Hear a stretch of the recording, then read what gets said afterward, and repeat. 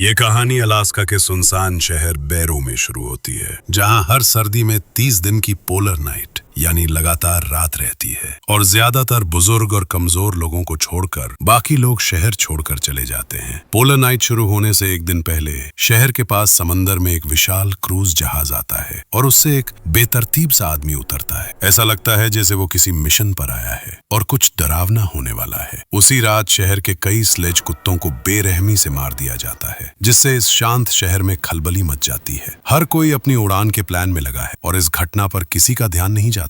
जब तक लोग नहीं चले जाते तब तक पुलिस ऑफिसर फ्रैंक, जो पोलर नाइट के पहले दिन पेट्रोलिंग कर रहा होता है, उसे ये भयानक नजारा नहीं दिखता। लेकिन कुत्ते के मालिक को पता ही नहीं कि ये कब हुआ और कोई सुराग न मिलने पर फ्रैंक सिर्फ यही कह पाता है कि वो कातिल को ढूंढने में मदद करेगा। एक मुसीबत ठीक से टली भी नहीं कि दूसरी आ जाती है। वो मुश्किल से पुलिस स्टेशन लौटा है कि पाइपलाइन कंपनी से एक चोरी की रिपोर्ट आती है। वहां पहुंचने पर पता चलता है कि हेलीकॉप्टर के कुछ पार्ट चोरी हो गए हैं और मजदूर गुस्से में हैं क्योंकि उनकी रोजी रोटी छीन ली है। एक के बाद एक दो अजीब घटनाएं होने से फ्रैंक बेचैन हो जाता है और ठीक उसी वक्त सिग्नल स्टेशन से समस्या की सूचना आती है, जहां एक स्टाफ मेंबर ने दरवाजे पर दस्तक सुनी और जैसे ही लाओबाई जांच करने उठा, लाइट अचानक बुझ गई। देखने के लिए उसने टॉर्च ली और बाहर गया। उसने एक काली परछाई देखी, लेकिन अजीब बात यह थी कि लैंड करने के बाद वो गायब हो गई और इससे पहले कि वो समझ पाता, उसके पीछे एक आदमी आ गया। फिर और लोग आए और उसे घेर लिया। ये लोग इंसानों से कहीं ज्यादा तेज थे और जब उसने मदद के लिए चिल्लाया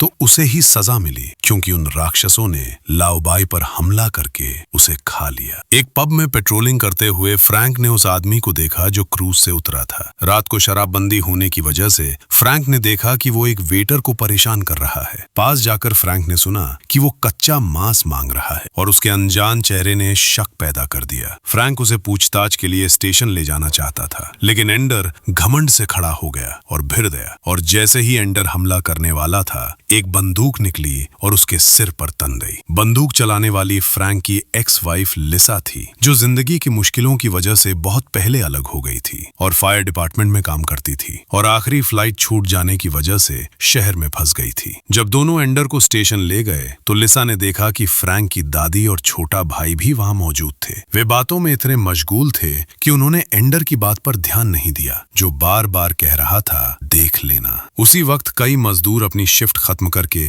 घर जाने की तैयारी कर रहे थे। दो आदमी इस बात पर बहस कर रहे थे कि आज रात लड़की किसके घर रुकेगी। तभी अचानक उनमें से एक को किसी चीज ने खींच कर ले लिया और उसका साथी जब उसकी कॉल का जवाब नहीं मिला तो देखने लगा कि हुआ क्या है। फ्रैंक ने देखा कि एंडर कुछ नहीं बोल रहा तो सोचा कि अभी 1 महीना बाकी है और कहा, अगर तुम अंदर रहना चाहते हो तो रहो। लेकिन एंडर ने नफरत भरी नजर से देखा और अचानक हेलेलन ने कहा कि कंप्यूटर का सिग्नल चला गया है। फ्रैंक ने पूछना चाहा कि क्या हुआ, तभी फोन लाइन कट गई। उनकी बातचीत सुनकर एंडर बोला, जो होने वाला है उसे तुम संभाल नहीं सकते। पहले तो सबको लगा कि वो सिर्फ ड्रामा कर रहा है। फ्रैंक कपड़े पहनकर बाहर देखने ही वाला था कि एंडर ने कहा कि तुरंत खिड़कियां बंद करो और छिप जाओ, क्योंकि वे उसे लेने आ रहे हैं। सब हैरान रह गए। उन्हें लगा एंडर का दिमाग खराब है, लेकिन जल्दी ही शहर की बिजली चली गई और सबको जनरेटर पर निर्भर रहना पड़ा। क्या हो रहा है ये जानने के लिए फ्रैंक दोपहर में सिग्नल स्टेशन गया तो वहां खून का तालाब देखा।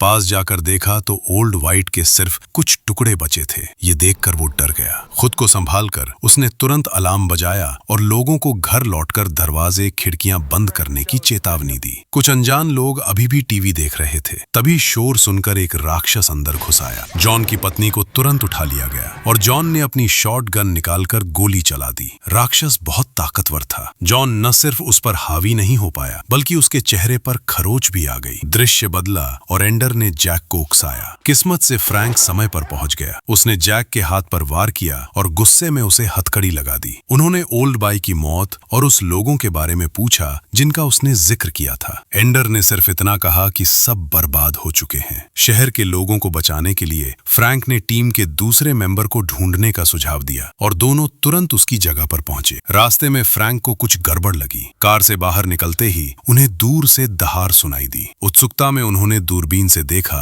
तो जो देखा उससे वे सन्न रह गए। होश में आकर फ्रैंक ने कार में वापस जाने को कहा। जैसे ही वे लौटने लगे, एक राक्षस ने मौका देखकर छत पर चढ़कर हमला कर दिया। वो जीव इतना ताकतवर था कि कार उसका सामना नहीं कर पाई। फ्रैंक ने उस पर गोली चलाई और उसकी अजीब चीख सुनकर दोनों को यकीन हो गया कि वो इंसान नहीं है। किस्मत से लिसा ने उसे झड़क दिया और पुलिस स्टेशन वापस भाग गए। शहर में घुसते ही उन्होंने देखा कि स्टेशन तबाह हो चुका था। लगता था राक्षसों के एक ग्रुप ने हमला किया है। तभी वॉकी टॉकी से एंडर की डरावनी हंसी सुनाई दी। हेलन और जेरे के स्टेशन में होने की याद आते ही दोनों वापस दौड़े। स्टेशन पहुंचने पर पता चला कि जेरे और हेलन गायब हैं और जमीन पर खून का गड्ढा है। फ्रैंक गुस्से में एंडर के पास गया और पूछा, क्या हुआ? उसने जवाब दिया कि उन्होंने उसे छोड़ दिया है और उससे उसे मारने की भीख मांगी। लिसा के समझाने पर फ्रैंक शांत हुआ और उदास होकर बाहर चला गया। इस समय तक करीब 20 राक्षस शहर में आ चुके थे। वे भयानक नरसंहार कर रहे थे और लोगों की बंदूकों से बिल्कुल नहीं डरते थे। उल्टे जितना हमला होता वे उतना ही ज्यादा पागल हो जाते। भागते हुए फ्रैंक और लिसा उसी पब में जा पहुंचे जहां एंडर को गिरफ्तार किया गया था। फ्रैंक को अपना भाई जिंदा मिला, लेकिन बदकिस्मती से हेलेन को राक्षस खा चुके थे। शांत होकर उन्हें एहसास हुआ कि वहां रहना सुरक्षित नहीं है। भीड़ में एक इमिग्रेंट लड़की ने बताया कि उसके पड़ोसी के पास एक अटारी है जिसमें छिपी हुई सीढ़ी है। सबको वहां पहुंचाने के लिए फ्रैंक और लिसा ने बाहर जाकर राक्षसों का ध्यान भटकाने का फैसला किया। हालांकि कुछ 100 मीटर चलने के बाद ही कार फिसलने लगी। पता चला राक्षसों ने कार को उठा लिया था। जैसे ही दोनों मुसीबत में फंसे, ड्रू एक बुलडोजर लेकर आ गया। कई राक्षसों को मारकर उसने एक ट्रक स्टार्ट किया और फ्रैंक लिसा को बचा लिया। अजीब बात यह थी कि राक्षसों के लीडर ने कोई प्रतिक्रिया नहीं दी। लगता था वो कुछ प्लान बना रहा है। जल्द ही वे तीनों अटारी पर पहुंच गए। नीचे उतरने पर पता चला कि बाकी लोग भी आ चुके हैं। फ्रैंक ने एक प्लान बनाया। उनके पास शहर का ज्ञान और ठंड की आदत, 2 फायदे थे। उन्हें बस खाना बांटकर इंतजार करना था। जब बर्फीला तूफान आएगा तो वे तेल पाइपलाइन की तरफ भागेंगे और जमीन के नीचे छिपकर 1 महीना गुजार सकते हैं। दृश्य बदलता है और राक्षसों का लीडर एंडर को ढूंढ लेता है। ये देखकर कि वो अब किसी काम का नहीं है, उसे बेरहमी से मार डालता है। इस बीच अटारी में छिपे ग्रुप को बाहर आवाजें सुनाई दी। लिसा ने खिड़की से देखा तो राक्षसों को घर घर ढूंढते पाया। सब डर गए, लेकिन बर्फीला तूफान अभी नहीं आया था, इसलिए उन्हें इंतजार करना पड़ा। 7वें दिन राक्षसों के लीडर ने देखा कि ज्यादातर लोग नहीं मिल रहे, तो उसने एक औरत को चारे के तौर पर सड़क पर छोड़ दिया। फ्रैंक जानता था कि ये जाल है। उन्होंने छिपकर देखा कि औरत को तड़पा तड़पा कर मार दिया गया। इसी बीच फ्रैंक ने किसी को अपना नाम पुकारते सुना। पास जाकर देखा तो जॉन था, जो अभी भी जिंदा था। जोश में फ्रैंक ने उसे बाहर निकालने की कोशिश की, लेकिन जॉन ने ऊपर देखा और महसूस किया कि उसे वायरस हो गया है। डर कर वो पीछे हट गया। जॉन पूरी तरह पागल हो चुका था। फ्रैंक ने सबकी सुरक्षा के लिए कुल्हाड़ी से जॉन की जान ले ली और थका हुआ सो गया। थोड़ी देर बाद एक बूढ़ा आदमी चुपचाप सीढ़ी खोलकर नीचे चला गया। लिसा ने शोर सुना और उसके पीछे गई। उसके बेटे ने भी शोर सुना और नीचे आ गया। बूढ़े ने कहा कि उसे टॉयलेट जाना है। उसे बाथरूम ले जाया गया, लेकिन उसने मौका देखकर खिड़की से भागने की कोशिश की। जब आइजेल ने दरवाजा खोला और उसे गायब पाया तो वो ढूंढने बाहर भागा। लिसा ने रोकना चाहा, लेकिन धक्का लगा और वो गिर गई। शोर से फ्रैंक जाग गया। देखा कि सब गायब हैं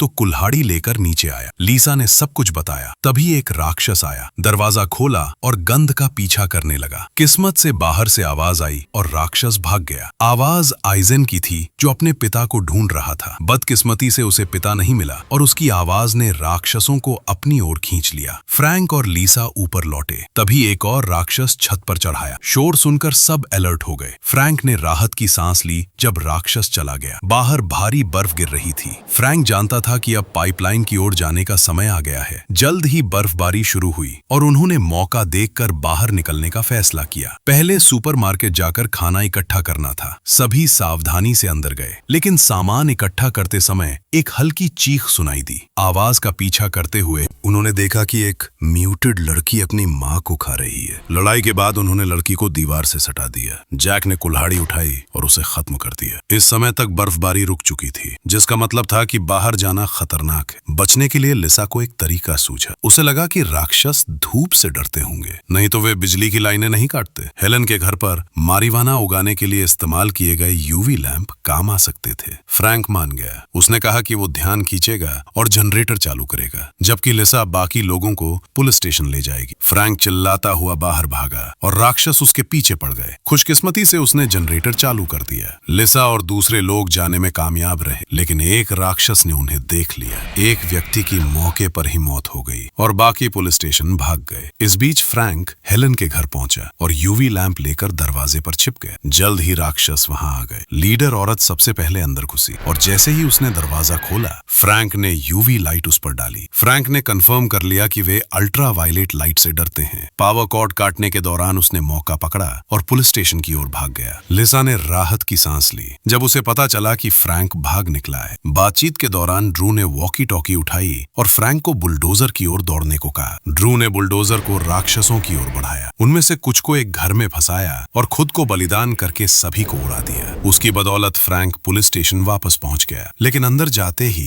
एक बूढ़े आदमी ने बताया कि उसे सुपरमार्केट में एक छोटी लड़की ने काट लिया है। उसने कहा कि उसे दर्द हो रहा है, लेकिन वो किसी को चोट नहीं पहुंचाना चाहता। उसने फ्रैंक से उसकी जान लेने को कहा। फ्रैंक उसे इंटेरोगेशन रूम में ले गया और कुल्हाड़ी से उसकी हत्या कर दी। वे पोलर नाइट के 27वें दिन तक पुलिस स्टेशन में छिपे रहे। उस दिन फ्रैंक ने सड़क के उस पार से किसी को इशारा करते देखा। खंभे के पास जाकर देखा तो वो उसका टीममेट नाइस था। वो और लिसा बाहर गए। नाइस ने बताया कि उसने अपने परिवार को इसलिए मार डाला ताकि वे बाहर न मरे। उसने खुदकुशी के बारे में सोचा था, लेकिन हिम्मत नहीं हुई। फ्रैंक को बहुत गुस्सा आया। शांत होने के बाद वे नाइस को स्टेशन ले गए, लेकिन लौटने पर पाया कि सभी लोग जा चुके थे। फ्रैंक को एहसास हुआ कि वे शायद तेल पाइपलाइन के पास गए हैं। बाहर बर्फीला तूफान देखकर तीनों भी वहां जाने के लिए तैयार हो गए। बदकिस्मती से रास्ते में ही तूफान रुक गया और उन्हें एक घर के नीचे पनाह लेनी पड़ी। जैसे ही वे आराम करने लगे, एक छोटी लड़की सड़क पर आ गई। ये देखकर लिसा से रहा नहीं गया और वो बच्ची को बचाने बाहर भागी। एक राक्षस ने इशारा किया और दूसरे राक्षस आ गए। फ्रैंक ने लिसा और दूसरों के लिए समय बचाने के लिए बाहर जाकर राक्षसों का ध्यान भटकाने का फैसला किया। नाइस भी उसके साथ गए। राक्षस आते ही नाइस भाग गया और फ्रैंक भी भागने लगा। पीछा करते हुए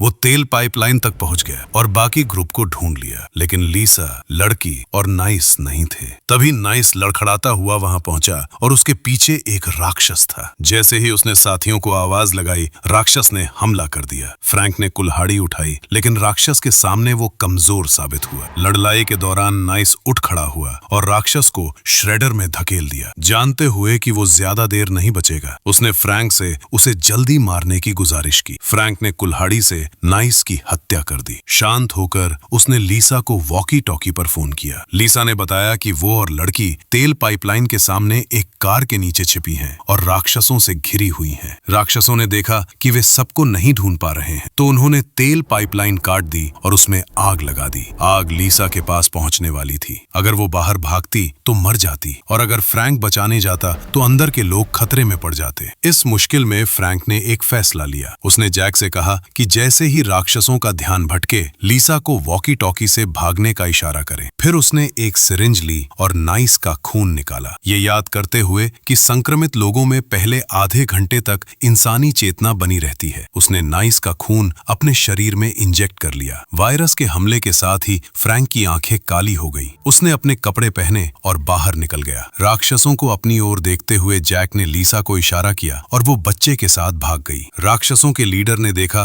कि फ्रैंक उनकी अनुमति के बिना उनके साथ शामिल हो गया है, तो उससे लड़ने लगा, लेकिन आधा इंसान आधा लाश बना। फ्रैंक उसका मुकाबला नहीं कर पाया और बुरी तरह पिट गया। जैसे ही राक्षस उसे मारने वाला था, तभी फ्रैंक में अचानक असाधारण ताकत आ गई और उसने एक ही घूसे में राक्षस के लीडर को मार डाला। अपने लीडर को मरता देख बाकी राक्षस डर गए और भाग खड़े हुए। उसी वक्त आसमान के काले बादल छट गए, जिसका मतलब था कि 30 दिन की लगातार रात खत्म हो चुकी है। कहानी के अंत में फ्रैंक और लिसा शांति से समुद्र किनारे बैठे हैं। सूरज निकलते वक्त वे दोनों एक दूसरे से अपने प्यार का इजहार करते हैं। सूरज की रोशनी पड़ते ही फ्रैंक लिसा की गोद में सिर रखकर हमेशा के लिए मर जाता है और कहानी यहीं खत्म हो जाती है।